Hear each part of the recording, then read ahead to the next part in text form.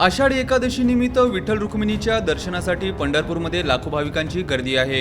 विठुरायाच्या दर्शनासाठी राज्याच्या कानाकोपऱ्यातून भाविक पंढरपूरमध्ये दाखल झाले आहेत। संपूर्ण पंढरपूरमध्ये चोख बंदोबस्त आहे। सुरक्षेसाठी राज्य राखीव पोलीस दलाचे जवान पण मोठ्या संख्येने तैनात आहेत। या अशा वातावरणात भाविकांच्या सुरक्षेसाठी बंदोबस्तावर असलेल्या राज्य राखीव पोलीस दलाच्या जवानाने स्वतःकडे असलेल्या शस्त्रातून स्वतःवरच गोळी झाडून घेत आत्महत्या केली आहे।